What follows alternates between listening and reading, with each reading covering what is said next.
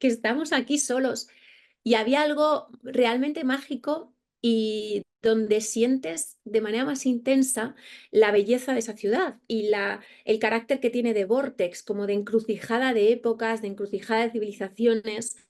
Paula Ortiz, directora de Across the River and Into the Trees, que se ha traducido al otro lado del río y entre los árboles, película basada en la novela del mismo nombre de Ernest Hemingway, y que se estrena ahora en Estados Unidos, aunque es una película que ya se ha estrenado en otros países.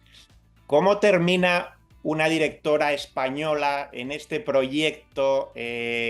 Producción estadounidense, entiendo, actores italianos, actores de Estados Unidos también, rodada en Venecia durante la pandemia. Y sí, fue una aventura fuerte. Pues sí que es verdad que dices, yo me lo he preguntado muchas veces, ¿cómo he acabado yo dirigiendo una película de Hemingway?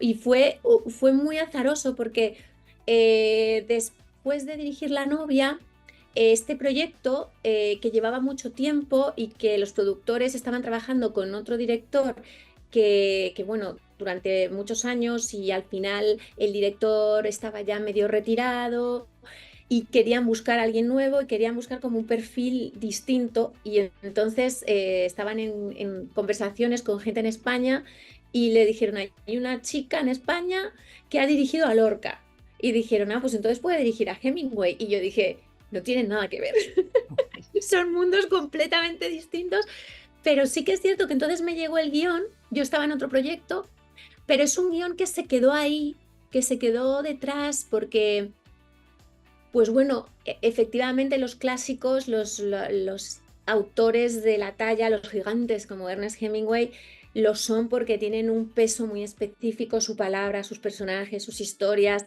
Hay algo que van tejiendo y que es difícil de explicar, pero que se queda de una manera mucho más fuerte, a veces impregnada dentro. Y es verdad que siendo un autor que a mí me gusta mucho, pero que es muy contrario a mí, es muy masculino, sus mundos son muy masculinos, la caza, la guerra, el boxeo. Hay algo que precisamente me apasionaba o me fascinaba y me atraía de alguna manera en el intento de contar a un hombre tan distinto a mí y un hombre tan significativo del siglo XX, de las luchas del siglo XX. Entonces eso fue un poco la razón por la que al final sí llamé a los productores y les dije, pues yo creo que sí, aunque parece algo un poco antitético, me apetece hacer una película de Hemingway. Y bueno, una de las cosas que más llama la atención de la película es cómo se muestra Venecia. Que yo no recuerdo haber visto Venecia así, totalmente vacía, con esa fotografía de Aguirre Sarobe además, que me parece maravillosa.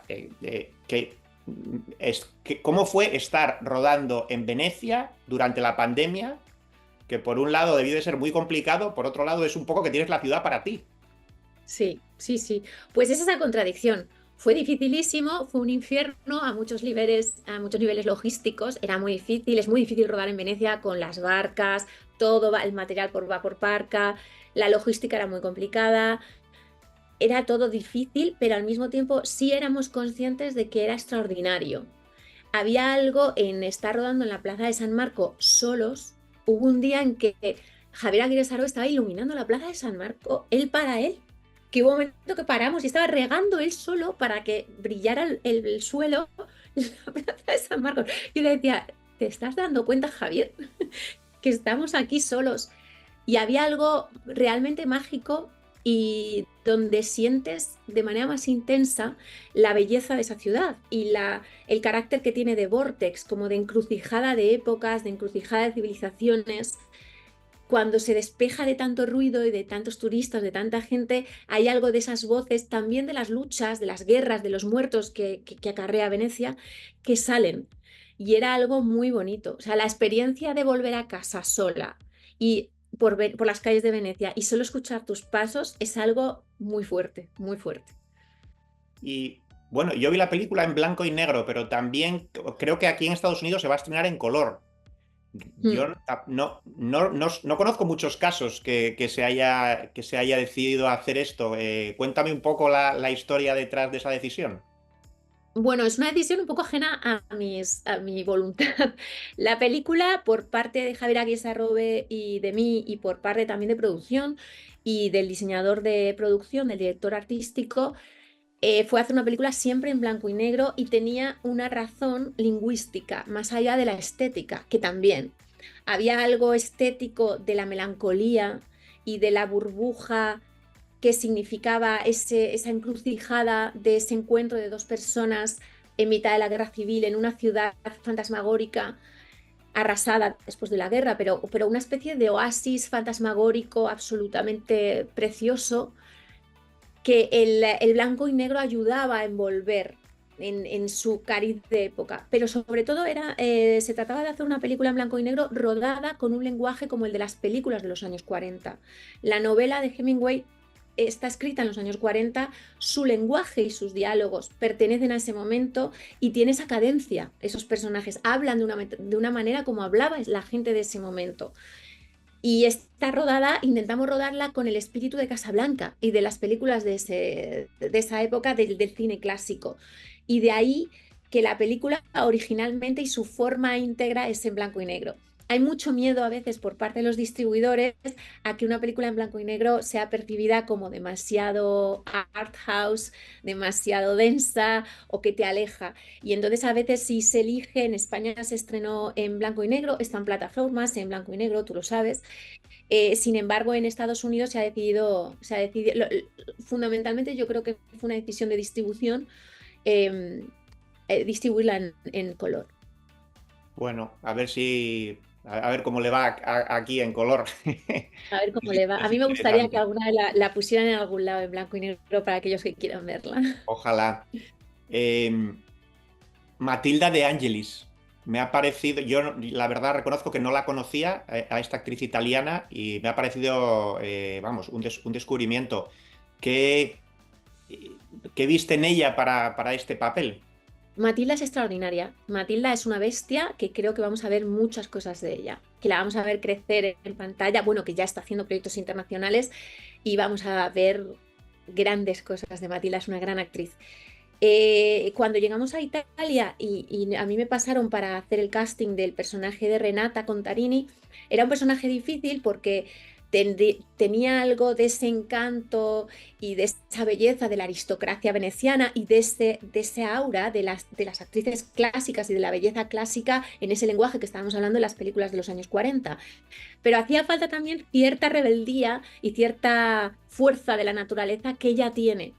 Y es una mujer que en Italia es muy famosa, que está haciendo unos proyectos, ahora mismo es la protagonista de Lydia Poet, trabajó en una serie de HBO con Nicole Kidman, está haciendo Citadel, grandes producciones y creo que la veremos porque la potencia de Matilda en pantalla es fortísima y yo espero volver a trabajar con ella. Y bueno, ser director de cine es muy difícil, todos lo sabemos, es muy difícil sacar adelante los proyectos, pero ser directora mujer es 20 veces más difícil. Y esto además nos lo recuerdan siempre en los Oscars, cuando cada año, ¿no?, salen los datos de que en la historia de los premios solo ha habido 8 directoras nominadas a mejor dirección, 8 mujeres y solo 3 ganadoras. Eh, Esa situación que se da en Hollywood y que, ¿cómo la ves tú en Europa? ¿Pasa lo mismo? Y si crees que se está avanzando en la dirección correcta. Pues creo que se está avanzando, creo que han cambiado mucho las cosas en los últimos 10 años, simplemente por cifras, y que hay una generación de directoras que viene muy potente y que la podemos observar en todos los indicativos, o sea, en las películas que hay en cartel, en la taquilla, en los premios, en los festivales. Pero sí que es cierto que yo hago ahí una pequeña advertencia por mi experiencia, y es que es realmente difícil sostenerse en el cine siendo mujer cuando llegan pues las fases de la vida en las que en las mujeres la carga es mayor, cuando llega la maternidad, cuando llega el cuidado de los mayores y las mujeres empiezan a retirarse otra vez. Yo quiero que toda esa generación de nuevas directoras tan jóvenes que vienen ahora, realmente el sistema sostenga la posibilidad de que ellas sigan haciendo películas y sigan pudiendo hacer su trabajo como directoras de cine y no tenerse que recluir en formatos menores y con eso no los desprestigio, pero tener que hacer publicidad o tener que hacer otras áreas más acometibles porque no implican pues un compromiso y una responsabilidad donde recae todo en el director. Son meses de trabajo fuera de casa, donde es muy difícil. Yo lo he vivido, yo los años en los que, que tuve un niño y el niño era muy pequeño, no pude rodar largometrajes porque la dinámica del cine es muy salvaje, es muy exigente y es muy salvaje y es difícil de gestionar. Pero creo que hablando un poco de lo que dices de las direcciones correctas, todos los apoyos que se están haciendo, desde las ayudas en los distintos institutos de cinematografía europeos, por ejemplo, ayudan.